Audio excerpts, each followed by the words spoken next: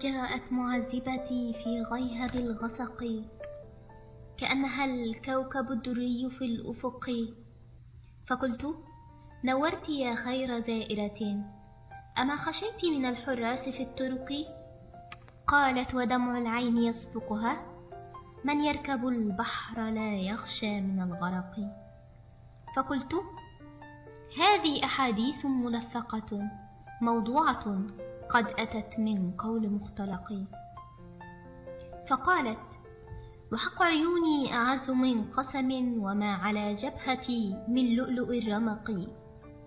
إني أحبك حبا لا نفاذ له، ما دام في مهجتي شيء من رمق. فقمت والهان من وجدي أمازحها، زحت اللثام رأيت البدر معتنق.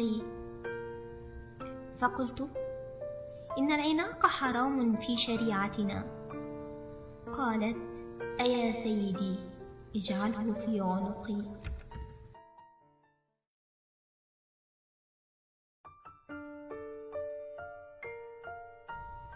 جاءت معذبتي في غيهب الغسق، كأنها الكوكب الدري في الأفق.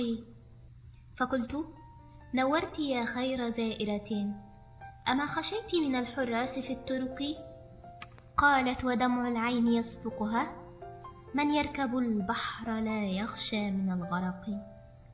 فقلت: هذه أحاديث ملفقة موضوعة قد أتت من قول مختلق. فقالت: وحق عيوني أعز من قسم، وما على جبهتي من لؤلؤ الرمق. إني أحبك حبا لا نفاذ له، ما دام في مهجتي شيء من رمق. فقمت والهان من وجدي أمازحها، زحت اللثام رأيت البدر معتنق. فقلت: إن العناق حرام في شريعتنا.